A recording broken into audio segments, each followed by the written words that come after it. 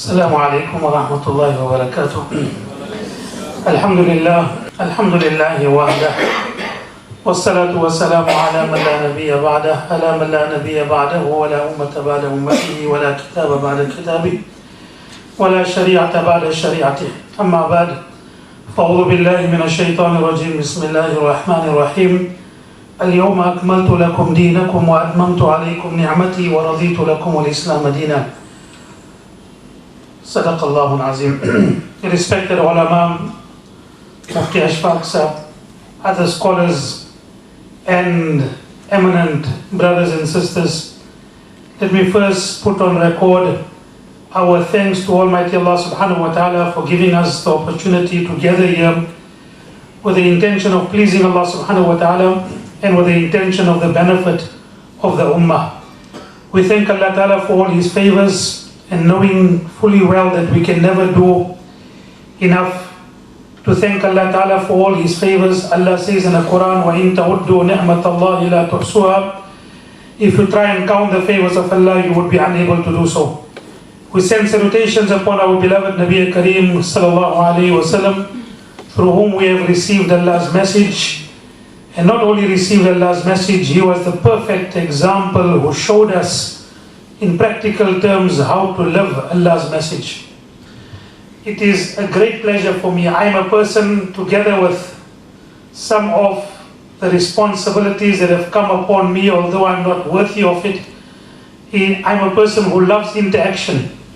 And while people were discussing some of the introductions, and this reminds me, in fact I would like to keep this very short, because the reason is I think we also need to have some interaction. I don't think people like to hear too much talks. After a while we get tired of talks. But while people were doing the introductions, reminds me of a slightly humorous incident. They say it happened here in India, that a person one day on a very cold morning went out in one of the rural areas of India looking for accommodation. And it was a very, very cold morning. I don't know which place in India is very cold. Kashmir, Bihar, whatever. And he went around somewhere and he found one place, and wherever he went, the hotels were closed and there was no availability of accommodation. And he came to one place, and that person had one small room available. But he first asked him, he said, who is it that I must book the accommodation for? So even on that particular occasion, although Mufti Ashfaq said you mustn't make kanjusi, so he started making his whole introduction. Hazrat Maulana Allama Qutbul Aqtab Muhyi Sunnah Qamibul Bidah. The person said, itne logon ke liye jagah nahi hai. So I will keep that in mind, but I think we all need, and in fact while you are making mention of some of the people, I already picked up things that are of interest to me, and I would like to interact with the people. Later on someone spoke about the Juma khutbah. I just completed a small booklet which I brought a whole stack of, to be able to share with people on how to prepare your Juma bayans. And I'm very interested with regard to the speed reading, and I'm also very interested in people calling themselves homemakers. And anyone who has read about Khalid Beg has written about this one beautiful passage when he said, the society that belittles homemaking loses the home. And that is one of the reasons that has happened today. We have belittled our homemakers, we have belittled our women, and that is the reason why we are losing our homes. So, very, very interesting to see the type of people that we have in this gathering.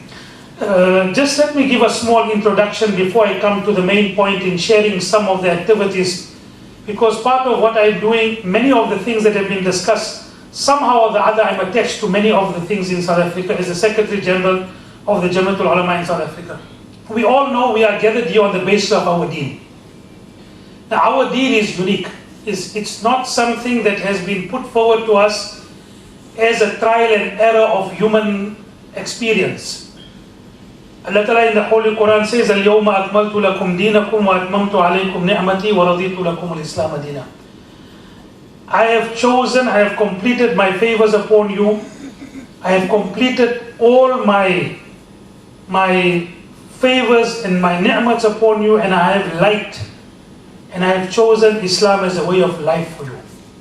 Islam is not something that has been given to us that is based on a process of trial and error of human experience.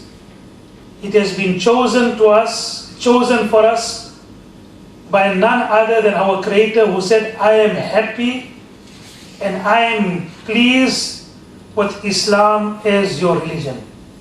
And for us, that is the ultimate. And may Allah Subhanahu Wa Ta'allah forbid that we ever have a situation where we are devoid of Islam. There is absolutely nothing left in our life if we do not have Islam. We can have everything else, and if we do not have Islam, we have nothing. And if ever we have a situation, we have less of other things, but we have Islam, inshallah, we will have something to take, and we will have confidence when we go in the next life, as the brother had made mention. And of course, it is something that we always got to keep in mind. Everyone knows the incident of Musa and Khizr. And of course, one part always is absolutely amazing, is that when Khizr, remember Khizr was someone who understood certain aspects of the unseen that was given to him by Allah, so he worked on that premise. Musa alayhi salatu wasalam was someone who worked on the Sharia, and he had to work on something that is in front of him. So when Khizr killed a young child, Musa alayhi salatu wasalam naturally reacted, how can you do something? أَقَتَلْتَ نَفْسًا زَكِيَّةً بِغَيْرِ نَفْسٍ لَقَدْ جِئْتَ شَيْئًا نُكْرًا. You have killed an innocent child, which is the height of wrongdoing. You have done something that is very, very wrong. So, in reply to that, Khizr gave an answer, وَأَمَّا الْغُلَامُ فَكَانَ أَبَوَاهُ مُؤْمِنَيْنِ فَخَشِينَا أَن يُرْهِقَهُمَا طُغْيَانًا وَكُفْرًا. And what was his answer? He said, Allah had shown me that this child was very beloved to its parents, but was going to be growing up rebellious and away from Iman and away from Islam. And given the love the parents had for the child, there was a fear that in that love for him, they would also become rebellious and lose their Iman. So in other words, what was it? Khizr took the life of a child who was going to become the means of the temptation of the Iman of his parents. Khizr took the life of a child who was going to become a temptation in the life of his parents. That in that, your child is not even as important as your Iman. That Khizr took away that child that was going to become a temptation for the Iman of children, Iman of the parents. So this is our Iman, our Islam. However, bear in mind, and many a times people always say with regard to Islam, and we hear this many a times, sometimes from people who are not closely understanding Islam, the people say Islam is outdated. Islam is not something that we can practice in the 21st century. And I normally reply to that with one beautiful sentence. Since when was Islam dated for it to be outdated? Since when was Islam dated for it to be outdated? So many times people say Islam is outdated. So I ask, do you know any commands of Allah Ta'ala that had come with a date, that this is only prescribed and only applicable up till 2000? I don't know any command of Allah Ta'ala. So no command of Allah Ta'ala is dated for it to be outdated. And many a times people say, we need to revive Islam or revise Islam and reform Islam. So I normally say you reform something that has been deformed. Since when is Islam deformed for it to be reformed? What are you talking about reformation of Islam? It's a misnomer. So this aspect of Islam being outdated is a misnomer, because Islam was not dated for it to be outdated. The aspect of Islam to be reformed is also a misnomer, because Islam was never deformed for it to be reformed. Yes, what we do have is a situation where we will remain true to the principles of Islam, but however there would be a different approach according to the needs and necessity of the time that we are living in. The principles will be there, there will be a difference in the methodology in how you deal with those particular problems. And this has been something that has always been in our ummah. When there was a need, We understood the need, and the community did something that was relevant for the need. And I can give examples throughout Islamic history. So when in the battle against Musaylama Kadhab, when there was a great amount of huffaz that was martyred and shaheed, Umar radiallahu anhu came to Abu Bakr and said, Amirul Mu'mineen, we have to bring the Quran in a written form, in a book form. We have to write it, we have to preserve it. Abu Bakr said, I'm not going to do something that the Nabi of Allah didn't do. Are you asking me to do something that the Nabi of Allah didn't do? I'm not prepared to do it. But when Umar insisted and Abu Bakr saw the need, they put the Quran in a book form. So when initially it was mooted, the people were not, Abu Bakr was not ready to accept it. But when he saw the need, he did it. And today for us to have a printed version in our Quran, we don't see anything wrong in it. Every house has got several Qurans. Whether they read it according to, that's a different matter. But everyone has got a printed version. But when the first time a printed version of the Quran was mooted and was put forward on the table, no, we're not going to do it. Why? Nabi Sallallahu Alaihi Wasallam didn't do it. But then afterwards they saw the need, they did it. Throughout history you will find the principles will remain. We will use methodologies according to the need of the time. So whether it be Imam Ahmad ibn Hanbal rahmatullah alayhi, who started off making mention with regard to the masla of Khalqul Quran, or whether Imam Ghazali rahmatullah alayhi, seeing the widespread influence of the philosophers, wrote his magnum opus, the Hafatul Falasifa, the incoherence of the philosophers, which was a unique book.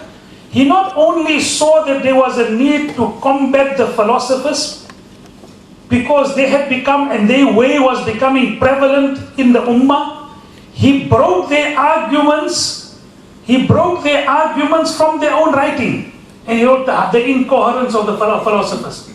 Today there is such a great need for us to look at Western thought and to look at the flaws of Western thought, but we don't do it because we as an ummah, we have gone really backwards from our objective. So nevertheless, this is what I'm talking about. The aspect of Islam will always be there. It will always be an aspect with regard to our steadfastness. And may Allah Ta'ala always keep us steadfast. I just give you an example of, but there will be different methodologies that we have to keep in mind. Now when we talk about the family, let me give you an example of how things, sometimes you have to make changes according to the situation. Right? Very famous example in Sahih Bukhari. Umar radiallahu anhu comes one day to our beloved Nabi Karim Sallallahu Alaihi Wasallam, and he sees Nabi Karim Sallallahu Alaihi Wasallam smiling. And he said, Adhak Allahu sinnaka ya Rasulullah. May Allah Ta'ala keep you smiling, O Prophet of Almighty Allah. Allah always keep you smiling. What are you smiling? Oh Umar, I'm laughing at the woman who had come to me to present some of the demands and some of the situations. And they were sitting and arguing with me, and they were sitting and talking to me about some of the aspects. And when they heard you coming, they heard you knocking at the door, they all fled. They all fled. And they all left. And they all ran away. And Umar radiallahu anhu said, Ya aduwati anfusikunna, O enemies of your own small soul, are you afraid of me and you're not afraid of the Prophet of Almighty Allah? And they replied, Kunta afaz wa aghlas. You are even more harsh than the Prophet of Almighty Allah Subhanahu Wa Ta'ala. Right? And then Nabi Karim Sallallahu Alaihi Wasallam laughed and said, Umar, leave them. You are such a person that when you take a road and you take a path, even shaitan takes another path. Right? Now, the point is, and this is something that Umar then went on to make mention in his cause. He came one day to Nabi Sallallahu Alaihi Wasallam and said, Ya Rasulullah, do you realize that since we have come to Medina, our women have changed? So Nabi Sallallahu Alaihi Wasallam said, what do you mean, Umar? He said, the women of the Ansar, they are more forthright, they are more people who are independent of nature, who are not shy to make mention of their views. And since our women from Mecca, who were normally more conservative and normally were under the aspect of the husband's authority all the time, since they have come to Medina, they have changed. Now they're also asking about things and they're also speaking. And so, Ya Rasulullah, do you know, this morning my wife spoke against me, and this was unheard of in Makkah Mukarramah. This was unheard of in Makkah Mukarramah. Now the point I'm making is that Islam will always remain. change, circumstances will change. Here we saw a circumstance changing in the time of Nabi Sallallahu Alaihi Wasallam, and the Sahaba and Nabi Sallallahu Alaihi Wasallam made adjustments to it.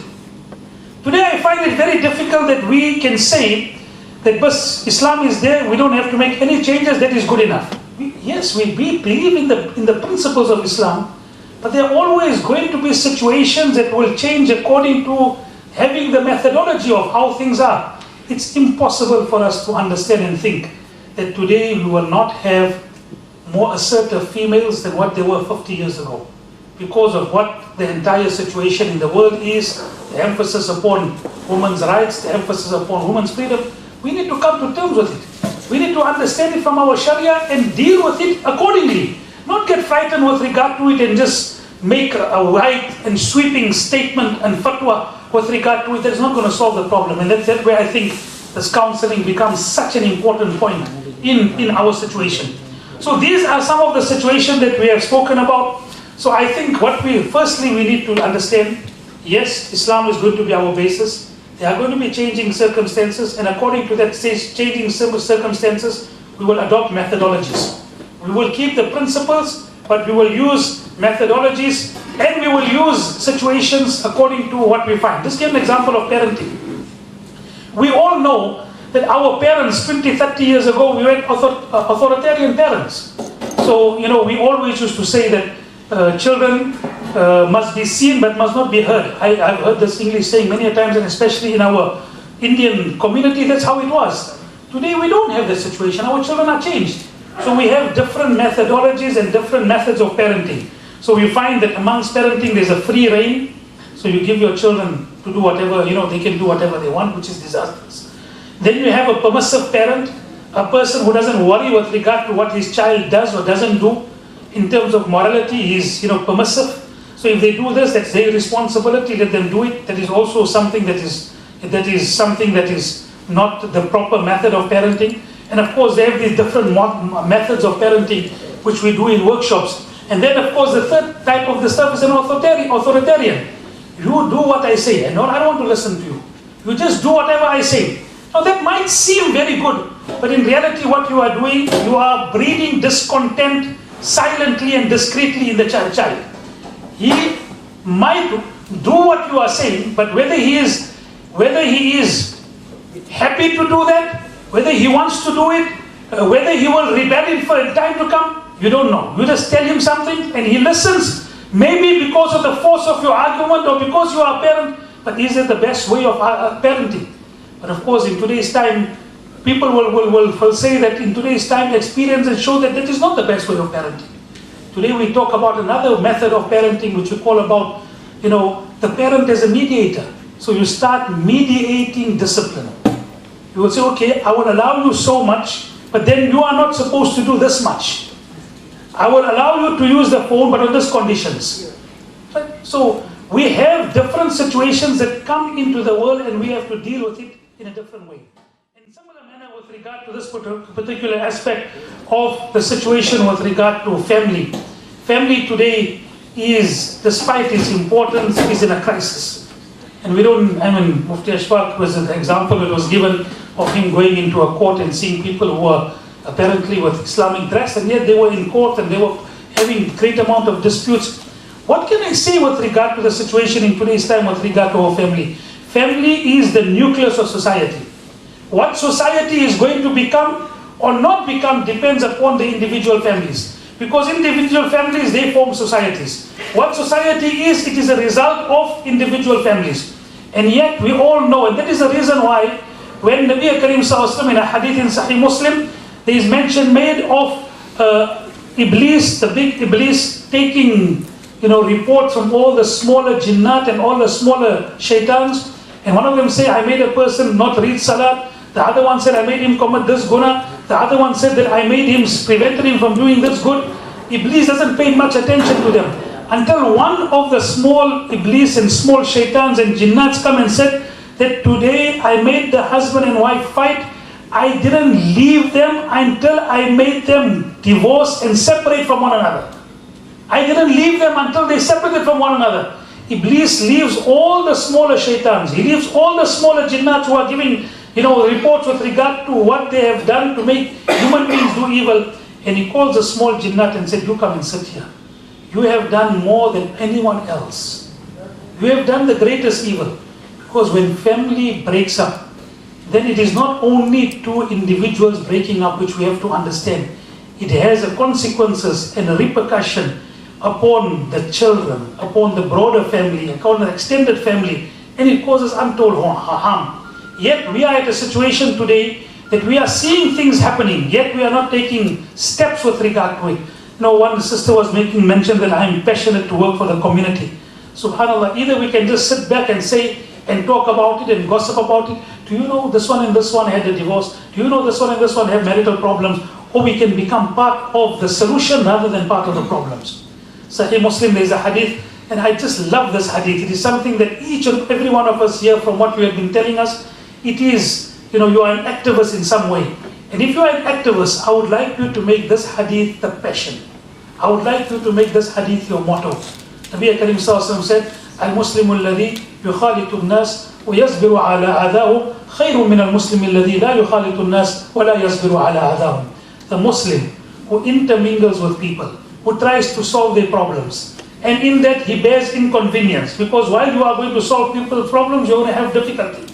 Al-Muslimu alladhi yukhalitu an-nas wa yasbiru ala adahum, and he bears patiently what they tell him after he tries to help them. Khayrum, he is better than that Muslim la yukhalitu an-nas, who doesn't intermingle with people, doesn't want to worry about the concerns of the people, the problems and the worries of the people. وَلَا يَصْبِرُ عَلَىٰ عَذَاهُمْ, and he doesn't have to worry about the inconvenience of listening to people. Now today you and I, we all know that the general perception in our community is this, that why must I get involved? Especially when you get involved and someone has to say something to you, and someone afterwards tell you something, you come home and your wife will tell you, or your family will tell you, yeah, go and solve people's problems, see what you get. And then you take this hadith, a Muslim who intermingles with people, and he bears in with patience the inconvenience they give him by intermingling and solving their problems. He is better than that Muslim who sits at home and does nothing. He is better. Say Muslim hadith. Nabi Karim Sallallahu never sat at home. Nabi Sallallahu was in the forefront of dealing with every type of problem. Sometimes it is amazing. One day there was a loud noise that emanated in Medina and Munawwara, right? And now we would think, what's going to happen? When we have a big noise that emanates in our neighborhood, what will we do? We will phone the police. Right? Or we will try and do something. What an amazing thing. When the people of Medina came out of their home with apprehension, with fear, with anxiety, and sometimes I'm just lost for words with regard to saying what they saw in front of them. The beloved of Allah on his horseback, telling the people of Medina, don't worry, I myself went to go and see the source of noise, there is nothing to worry about.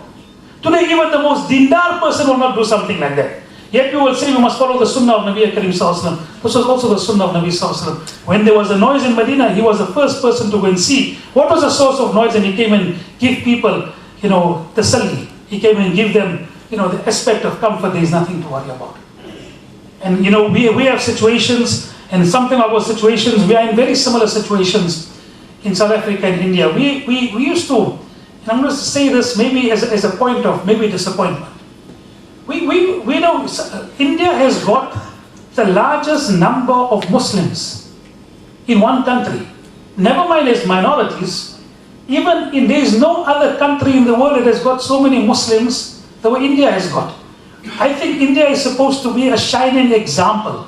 And perhaps when you look at the history of India and you look at the first Minister of Education in India after partition was Maulana Abdul Kalam Azad. And you start thinking that a community that had that type of influence, that they were in charge of the education, not only of Muslim education, the entire education of the entire country. What has happened to them that today they have situations, they are supposed to be in situations where they are supposed to have infrastructure that the entire world is supposed to gather and gain benefit from. Not that an alim from South Africa must come tell you about the Islamic care. And really, I feel that maybe something that is Muslims in India we have to look at. You had the first Minister of Education being not only a Muslim, but a high-ranking alim of great standing. Even today, people, when they talk about Urdu literature, and they talk about Urdu writing, they talk about the writing of Maulana Abul Kalam Azhari in Al-Hilal, how he wrote, and from there, what has happened? Have we digressed? Have we perhaps lost our focus? Have we become involved in things that we are not supposed to be involved in? So I think it's something that, and I was very, very pleased when I looked at the introduction, seeing people who are such, in such prominent positions. I think we have a responsibility to relive and to bring about that type of situation that was in the initial stages of India, because you see Muslims digressing at a rate that is not very, very good for the future of the country. But at the same time, we are seeing such beautiful examples of a revitalization towards that particular ideal. So in this regard, I'm just going to stop here and maybe just maybe make mention with regard to one or two other things. The aspect of our situation, the Islamic Kela. Let me give you an example of what's back. It must have been 30 years back. I had been at one of the offices of the Jamiat Ulema, and a woman approached me by the name who was doing counseling in a non-Muslim counseling service. And she said that I'm finding it very difficult that I have to counsel Muslims, but under the banner of a non-Muslim counseling service. Why can't we set up something on our own? She went to various Muslim organizations, and up till now she said that I find it very difficult to believe that the only people who gave me support to start off something is the Jamiat Ulema. Because I expected, we have in our situation, sometimes we have all this type of labeling, and sometimes labeling is not always very beneficial. It takes us away from doing work, So they normally say that there is no limit to what a person can do if he doesn't worry who gets the credit. There is no limit to what a person can do if he doesn't worry who gets the credit. Today, that's one of the problems that we have. Everyone is worried with regard to who's going to get the credit with regard to it. That is why our beloved Nabi Kareem sallallahu alayhi wa sallam had said, Tuba lil mukhlisin, ulaika masabihul huda. Congratulations be upon those who do things for the sake of Allah. They are the lanterns of guidance. They are the lanterns of guidance. Who? Those who do things solely for the sake of Allah, who don't do things for their own name or for the sake of their own organization, etc. Nevertheless, this whole particular aspect came about, and we started off a care line. We started off very small. We had a very small office. Today, Alhamdulillah, amongst the aspects that has been, we have under the Jamiatul Ulama, we have 3 different counseling services. And the reason why we have 3 was to make it more decentralized. So we have one in Johannesburg under the name of the Islamic Care Line. I got a whole presentation which they have given me of some of the programs. I'm a executive and shura member. We meet four times a year to oversee the activities of the Care Line. It has 6 full-time staff. It has 30 volunteers. 18 of them have degrees in senior counseling. What is it, right? Trained counselors who are contracted to on a weekly shift, right? So there's out of the 30 volunteers, 18 have got degrees in advanced counseling skills. So, but they are doing it voluntarily. So you have 6 who are doing it, who are under the Islamic Care Line, and then you have 30 volunteers, 18 who give their time, and according to the time that they give, a timetable is made to allocate these counselors to various situations. Now, just to give you an example with regard to the need of this, as I said, today I was just coming, and on the way between Johannesburg and Dubai, I met a person who came to sit with me, and he told me that, Maulana, my wife is gone for 1.5 years, and now things are so difficult to bring things down and to reconcile. So he said, Maulana, why don't you get, as in our community, someone who can deal with situations at the time when there is disputes at the first level, at the first time. So that when he can do it at that particular time, things will not go out of hand and things will not become so difficult thereafter to reconcile. So I just looked at him and I said, Subhanallah. And then when I thought about and I looked at what you are saying, I just remember what he said. I said, just 2 days ago I was coming and I was speaking, and this person was saying, why don't you get... And this aspect of doing counseling with the intention of bringing people together, it is such a great,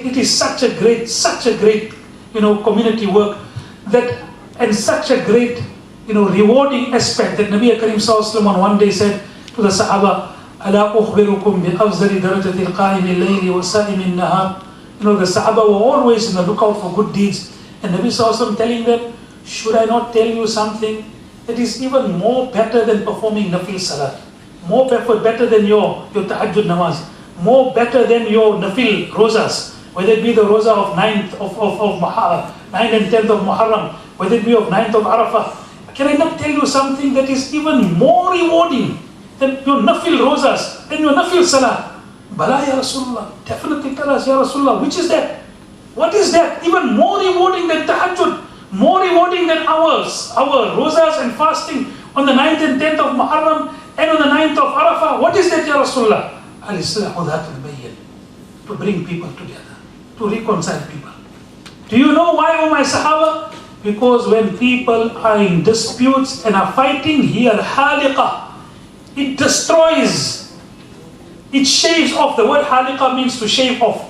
Here Nabi Sallallahu meant it in the word of destroying. And he said here haliqa, it shaves. And not using the word haliqa in terms of shaving off the hair. It shaves off your deen. It doesn't only shave off your personal type of peace of mind and contentment. It shaves off your whole deen. When you fight, it shaves off your whole deen. You have an opportunity to be able to get together, to be able to provide a service that will inshallah bring people together, which will counsel them with regard to their difficulties. Let me end off, and of course then maybe we can have a small interactive session with regard to how to go forward, and I will give you perhaps more details if we have. We also got in our Muslim Mediation and Arbitration Council, and maybe I will tell you more about that, because that was a joint collaborative effort between Muslim lawyers and ulama to say that instead of people going to court, you come and do arbitration and mediation. And of course in South Africa at the moment, the courts pay a lot of attention to mediation and arbitration. Many a times when things come to the table and to the court, and especially it is to do with regard to business disputes or with regard to community disputes, many times the judges will say, go and arbitrate it within your own community. Why are you coming to the court? And if we can have a situation where instead of us going to court, we can have a situation where people can come, but we have to build that credibility. And somehow or the other, it is very difficult to build that credibility within our Muslim community because we don't have trust in one another. That's one of the problems that we are facing. But how do we do it? And just to give you an example, what actually happens when people fight. When people fight, they don't realize that they're harming themselves. And in the process, while they were fighting, they were harming themselves. They say spouses were one day fighting, The husband and wife were one day fighting. And they were not talking to one another. Now, in today's time, they say you have to be gender sensitive. So I'm not going to say who was doing what and who did what. So one of the spouses had to get up early in the morning to take a flight. So when they wanted to get up early in the morning, but now normally the other spouse used to wake the spouse up to go early to the airport. Right? But now they were not talking. So how do they communicate? So one of the spouses wrote a small note at the bedside of the other spouse, I'm catching a flight tomorrow morning, 6 o'clock, please wake me up 4 o'clock to be able to get the flight. And the next morning he got up, it was already 6 o'clock and he realized he's missing the flight and he was angry. Now what am I going to do? I told my spouse that she must wake me up. And then when he turns around, he sees on his bedside, it is 4 a.m., get up. Now many times when we fight, this is what actually happens. We harm ourselves in terms of, and Allah says, وَلَا تَنَازَعُوا فَتَفْشَلُوا وَتَذْهَبَ رِيحُكُمْ وَاصْبِرُوا. Do not dispute with one another. Allah will take away your strength. Allah will make you cowards. Allah Subhanuhu Ta'allah will make you weak. When you fight, whether it be between husband and wife, whether it be the community, when you fight within the family, your family becomes weak. When you fight within the community becomes weak. And there can be no greater example of the truthfulness of this ayat than what we are seeing in today's time in our communities and our family. May Allah give us the tawfiq. We will conclude with this. Jazakallah.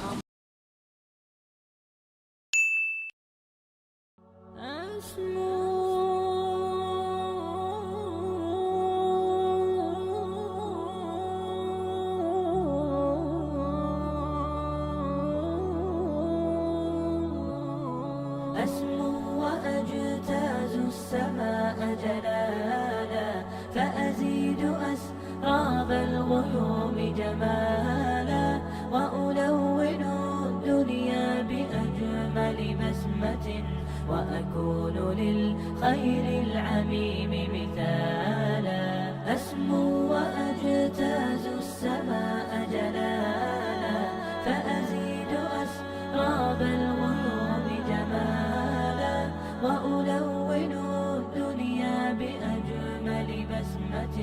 وأكون للخير العميم